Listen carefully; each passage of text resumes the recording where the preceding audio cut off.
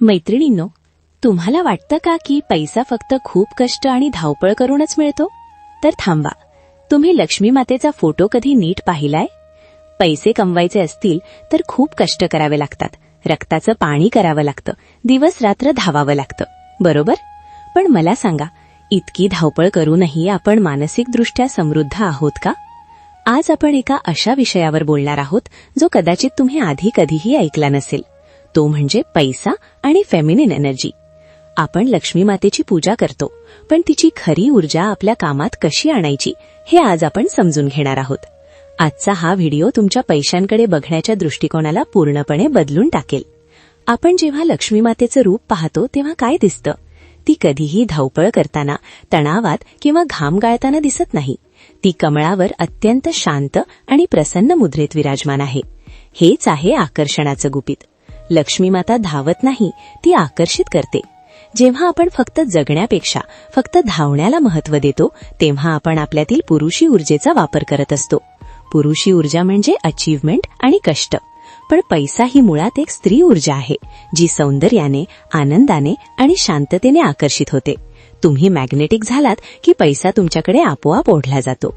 पहिला आणि सर्वात महत्त्वाचा नियम, self worth equals net worth. Lakshmi माता तिथेच स्थिर राहते जिथे तिचा आदर होतो.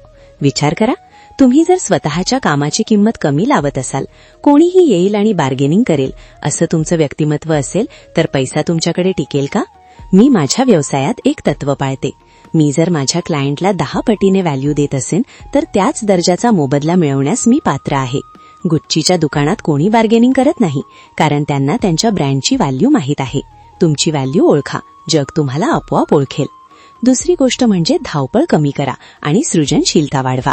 जेव्हा आपण खूप ताण घेतो तेव्हा आपलं शरीर आणि मन सर्व्हायव्हल मोडमध्ये जातं. अशावेळी नवनवीन आयडिया सुचणं बंद होतं. लक्ष्मीच्या हातातलं कमळ हे क्रिएटिव्हिटीचं प्रतीक आहे. दिवसभर फक्त धावू नका, मेडिटेशन आणि रिलॅक्स होण्यासाठी वेळ काढा.